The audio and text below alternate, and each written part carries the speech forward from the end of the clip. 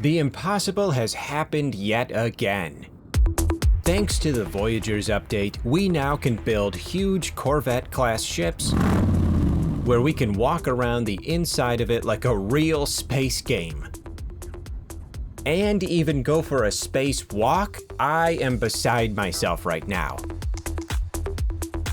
With this incredible 20GB update, players can now build a custom ship somewhere between the size of a standard ship and a frigate. The building of said ships can begin at the space station in the new Corvette workshop, but you'll need to start by finding some modules. Thankfully, countless aliens have conveniently buried infinite parts in the dirt across the universe. These salvage modules are in buried containers marked by a decent Wi-Fi signal. They're like buried technology module icons, only yellow, which I'm being told is a different color. Any planets that contain salvageable scrap are your ideal targets for collecting these ship modules. On my first attempt to uncover these scraps, I went through the obligatory destruction of the peripheral pieces, but the main container wouldn't open.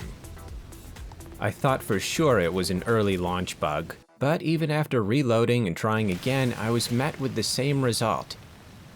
Until I realized I didn't have any free inventory slots. Don't be like dirt. Free up your inventory before adding items to your inventory. It's basic logic. I typically got 3 module pieces from 1 buried scrap, which is much better than getting 0. You can then trade these modules like bones if you don't need the ones you found. Once you get some modules, you'll get more info on how to assemble a ship from the guide under Upgrades and Crafting. The nearest Corvette workshop will be marked on your map, which will be the system's space station. The new workshop is at the very front of the space station landing pads. It may seem counterintuitive since standard shipbuilding is in the back, but if it's too much for you to walk all the way over there, there's a convenient teleporting pad on the side. This does come in handy as there are several workshop platforms to choose from. Building a Corvette-class ship utilizes a familiar build camera which is mostly easy to use.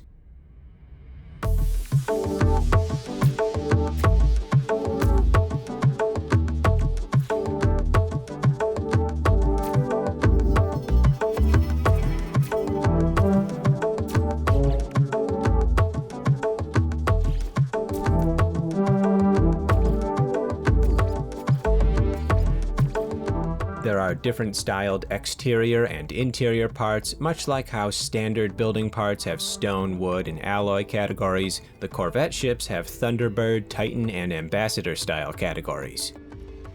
You can put a pause on your construction and save it for later, but you can only have 1 draft at a time per workshop. If you're ready to finalize the ship and show it off to all of your friends, press P on PC or the Options/Menu button on console. You may need to swap it out with your current ship to get it, so be wary about which ship is currently docked at the station. Finishing the outside of your ship doesn't mean you're finished, however. Now it's time for interior design.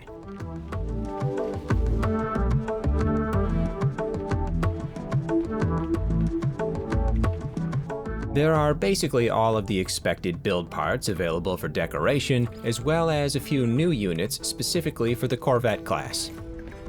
There are cooking and refining stations, sleeping and recovery stations, and a unique mission radar where you can activate missions for you and your crew while on the go. You can even look through transparent walls. The technology is unreal. With some of the styles, changing the interior color doesn't do a whole lot, unless you're really upset at the 2-inch wide border strip on the floor. If you've built multiple floors, you can access those through interior stairs. As of now, there are no spiral staircases, and I'm not upset about this, but I am disappointed. Flying this massive ship looks and sounds incredible. The view from first person is completely unique to any other ship. This is also the gateway to one of the greatest additions to this game since launch. Using the quick mini menu, you can set up your autopilot, or you can stand up from your seat. You can actually use your legs while in a starship. I still can't believe it. For me though, the real mouth agape moment was my first spacewalk.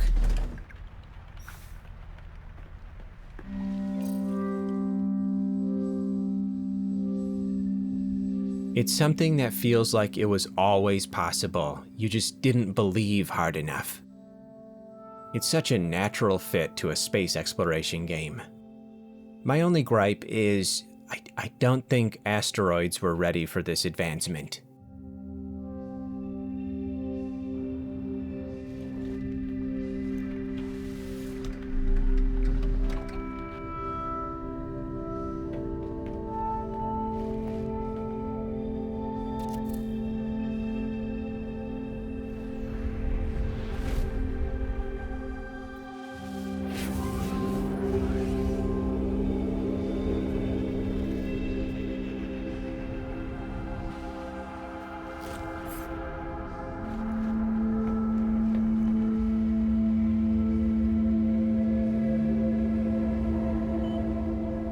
You can still use this as a traditional ship, but you might not get the premier parking spots that you're used to.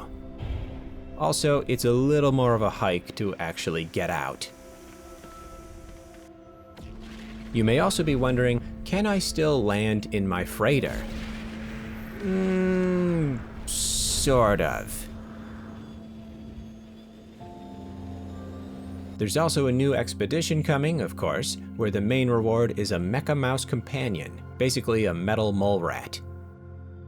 There's now fully customizable console control rebinding and plenty of other quality of life updates.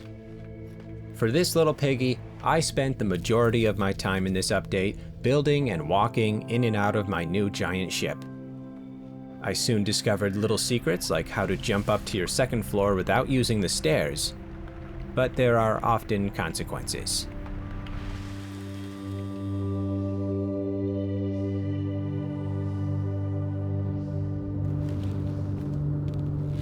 If you haven't jumped into No Man's Sky in a while, this is the update that should bring you back.